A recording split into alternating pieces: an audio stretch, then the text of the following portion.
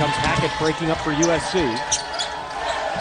USC already going small. How long does Mike Montgomery wait until he puts Jorge Gutierrez into the lineup to counter USC starting five?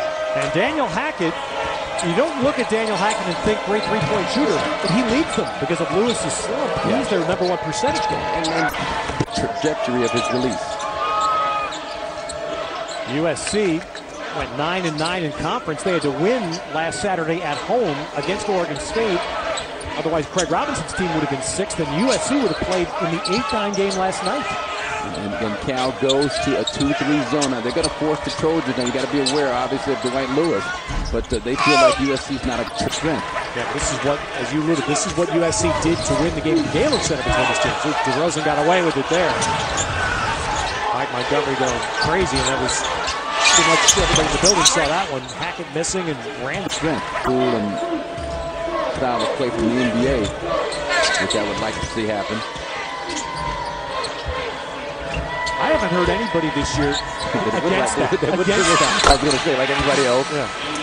Hackett with the basket. I mean, every former player and coach. Cool and championships. And a couple 30-win seasons there. Back-to-back. I mean, just an astounding job of what Mike Montgomery was able to do. And spur some rule changes or the way the game was looked at. I mean, teams start talking about how physical his guys were and how the post players just used to beat you up down low.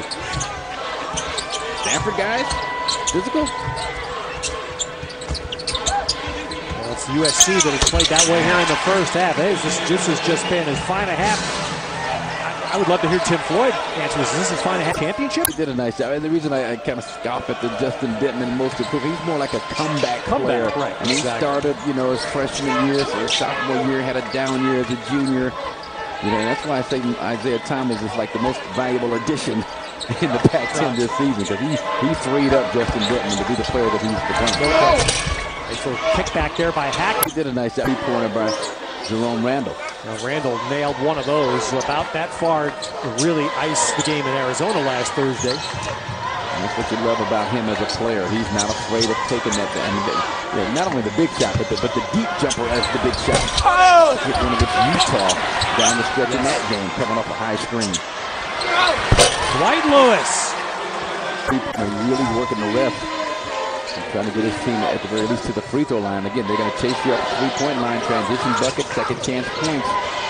It's going to be your gateway into getting back into this game and being competitive if you're Cal facing a 14-point deficit here at 15 minutes left. Hackett, here's the size advantage. Gibson, his 13th rebound to go with 19 points. And Hackett missing the layup in transition.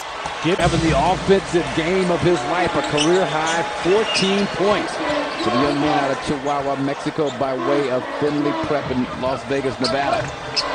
The Cal's getting crushed on the boards tonight, but Theo Robertson there with the offensive rebound. Yeah, but better job in the second half. They've done a nice job with second chance points after just getting, as you talked about, just obliterated in that first half. I see a little tentative in terms of trying to decide what's a good offensive shot. Gibson with another rebound. And Dwight Lewis not even close. I mean, it was a difficult runner going his right, bailed out by the hustle and alertness of Taj Gibson on the offensive glass. That's a 21st offensive rebound for USC tonight. 21. California has 23 total rebounds. I've had a chance to try and do some kind of back to the basket awkward post move. Just like that to set a screen for Theo Robertson. Oh, look, there he is. There he is. Daniel Hackett throw out. It's been tied in the final 20 seconds. Love that play for Randall. Big up top of the key high screen and roll. And Daniel Hackett has kind of been the guy for USC to take this shot in this situation. Trying to get to the hole against.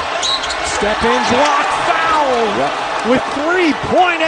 Trying to get to the hole against the smaller Jerome Randall, and he normally does it off the spin.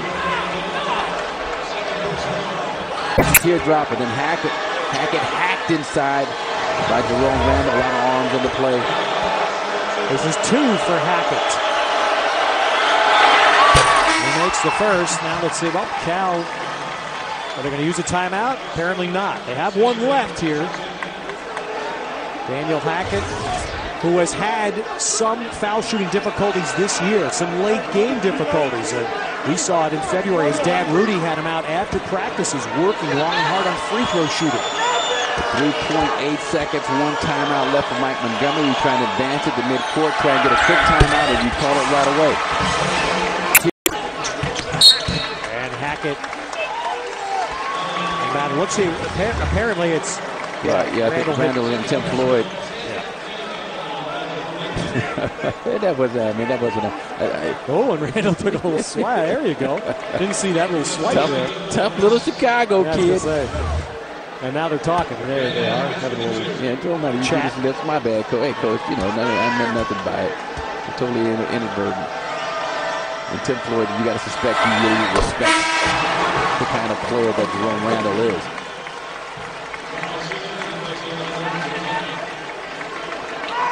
A terrific second half by Cal. I mentioned again the urgency tonight's for USC. This will be their 19th win, assuming they finish here. And give them a shot tomorrow night, perhaps against UCLA. And a chance to really